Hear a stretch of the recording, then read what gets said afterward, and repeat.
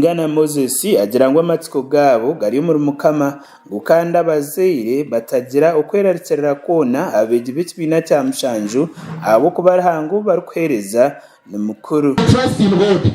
In God I have to put my trust. I will not fear what can flesh do to me when I have my Lord.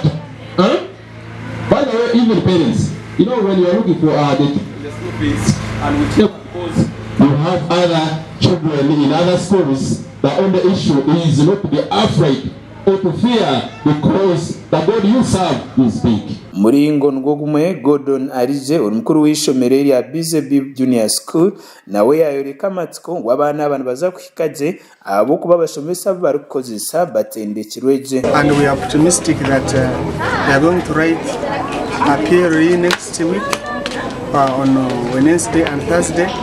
And therefore I'm so happy because the turnout was very good, our candidates are very happy, and we are so hopeful that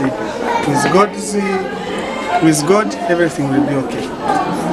Yeah, we have a very good staff, trained, and the enrollment is about 350. We still need more because we are putting structures, and the school environment is wonderful.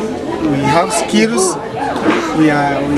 Our children use learner center method, and we make sure that we follow the curriculum. And therefore, if you give us your child, you will never regret. So Mugisha Bahati urumukuru w'akatiko k'abazeire nawe yahamya abana aba arukubagira ngo baza kuhikaje bibuzo abo kubarangwa hamwe nabo. Amani mutaka hazo umutuma mwamuryo megeza muzanye ariko mukama kozireki amani kama bintu takuza kubaragaho kandi kizamuzanye za kuba nonje muno omwami ndiko ninye nakutomusho kusima ndiko ija Ibe bikiri aho Faith Nyabongo ahaba beje bagenzi be nawe yasima abashomesa hamwe n'abazeire ukubarebera okurugo batandika ishomero kwisi wahati ubaza kweze kibina cya mushanju. Not forgetting the teaching staff and non-teaching staff. May God bless you. Thank you for your support.